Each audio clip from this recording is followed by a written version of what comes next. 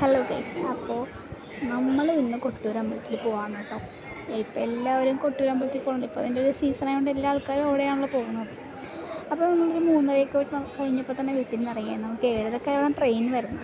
അങ്ങനെ ഞാനും അമ്മയും കൂടെ നേരെ ത്രെഡ് ചെയ്യാൻ പോയി കുറച്ച് സാധനങ്ങളൊക്കെ വാങ്ങിക്കാനുണ്ടായി പോകുന്നുണ്ടിട്ട്. അതൊക്കെ വാങ്ങിച്ച് നിന്നപ്പോൾ തന്നെ അച്ചായി വന്നിട്ടുണ്ടായിരുന്നു. അങ്ങനെ ഞാനും അച്ചായും കൂടെ ഞങ്ങൾ 3 പേരും കൂടെ വണ്ടിക്ക് എൻ്റെ റൈറ്റിലേ വന്ന് മെട്രോ സ്റ്റേഷനിൽ വണ്ടിയും വെച്ച് ഞങ്ങൾ മെട്രോ പിടിച്ച് ഞങ്ങൾ കുറച്ച് ലേറ്റായിട്ടുണ്ടായിരുന്നു. നമുക്ക് 7 മണിക്കായിരുന്നു ട്രെയിൻ. നമ്മൾ 5:30 കഴിഞ്ഞപ്പോൾ നമ്മൾ മെട്രോയിലൂടെ നിൽക്കണമായിരുന്നു. അങ്ങനെ എങ്ങനെയൊക്കെ ഓടിപ്പിടിച്ച് ട്രെയിനിലെത്തി. നമുക്ക് ജസ്റ്റ് മിസ്സിനാണ് ട്രെയിൻ മിസ്സായത്. കാരണം നമ്മൾ ട്രെയിനിൻ്റെ നമ്മൾ കയറേണ്ട കോച്ചിലെല്ലാം നമ്മൾ കയറണം. നമ്മൾ പുറകിൽ നിന്ന് കയറിയിട്ട് നടന്നു വരികയാണ് ചെയ്തത്. ഓടിയാണ് കയറിയത്. അങ്ങനെ കയറി കുറേ നേരമൊക്കെ വർത്താനമൊക്കെ പറഞ്ഞിട്ട് ഇരുന്നിട്ടുണ്ടായിരുന്നു.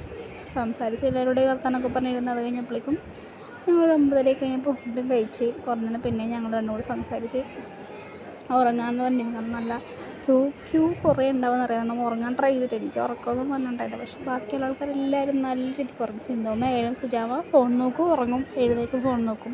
പിന്നെ വല്യമ്മയും വല്യച്ഛയായാലും ഉറങ്ങും, എഴുന്നേക്കും, അങ്ങനെ ആയിരുന്നു. പിന്നെ എത്താറൊക്കെ ആയപ്പോൾ ഞാൻ ജസ്റ്റ് മുടിയൊക്കെ ഒന്ന് സെറ്റാക്കി ഇറങ്ങാനുള്ള പ്രിപ്പറേഷൻസൊക്കെ തുടങ്ങി കേട്ടോ.